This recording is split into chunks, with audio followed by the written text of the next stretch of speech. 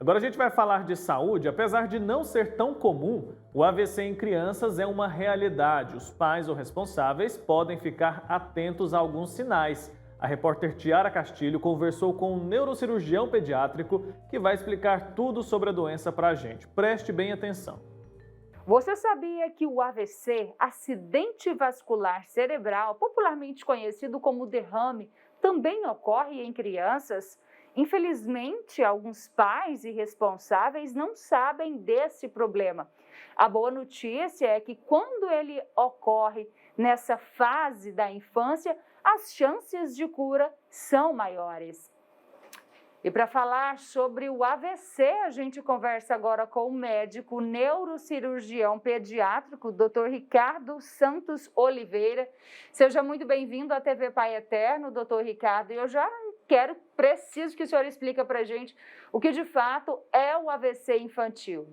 Embora seja um evento raro, o acidente vascular cerebral, ele também existe na população pediátrica. Diferente da população adulta, nós temos causas um tanto quanto distintas em relação aos adultos, mas sim, ele existe. É um evento raro, mas ele existe. E quais são as principais causas do AVC pediátrico? Nas crianças, as causas elas diferem muito dos adultos. Algumas são relacionadas, por exemplo, a eventos após o período neonatal, ou seja, quando há o prematuro, criança prematura que nasce, e nós temos até o 28º dia, esse prematuro tem um risco de ter algum tipo de sangramento dentro do cérebro, um tipo de derrame, um AVC hemorrágico, causado muitas vezes pela fragilidade dos vasos cerebrais. Outras causas comuns também em crianças são causas relacionadas às infecções, como por exemplo as meningites, as infecções virais, que podem levar a inflamações dos vasos, que nós chamamos de vasculite. E essas inflamações podem também levar a acidentes cerebrais em crianças e adolescentes. Certo, doutor Ricardo, como que nós adultos percebemos se uma criança, por exemplo, que está ali conosco, ela esteja de fato tendo um AVC? Tem alguns sinais? Sim, tem sim. Há sinais e sintomas de alerta, como por exemplo, quando é importante observar a criança, ela brinca, ela vai para um lado para o outro, quando, por exemplo, ela tem um lado do corpo, ou o braço, ou a perna, ou até mesmo o braço e a perna, começam a ter uma dificuldade, por exemplo, de pegar um lápis, pegar uma caneta, um copo, a criança deixa cair, ou ela começa a mancar, a ter uma dificuldade na marcha. Isso pode ser um sinal de que uma área do cérebro, geralmente, lembrando que o nosso cérebro ele é cruzado a informação.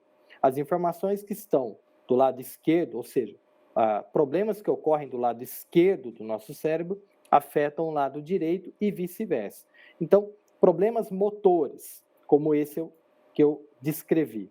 Problemas de comportamento, alterações na fala, dores de cabeça de forte intensidade, irritabilidade naquelas crianças menores que não melhora, o abaulamento da moleira persistente, eventualmente são sinais e sintomas indicativos de que possa ter ocorrido algum evento dentro do interior da cabeça. E entre os eventos que devem ser investigados, constam as hemorragias e as isquemias, ou seja, a falta de oxigenação, os AVCs.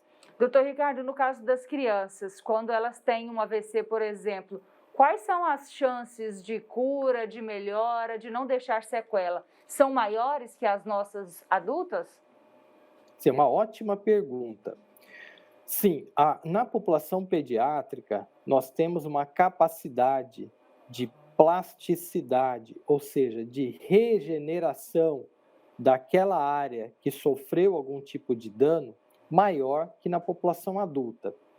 Lá no passado, nós acreditávamos que mesmo os adultos, eles não tinham capacidade de plasticidade neuronal. Isso hoje nós sabemos que não é uma verdade, ou seja, até mesmo pessoas idosas têm sim uma capacidade de recuperação. Um problema raro, então, mas que existe e merece a atenção dos pais.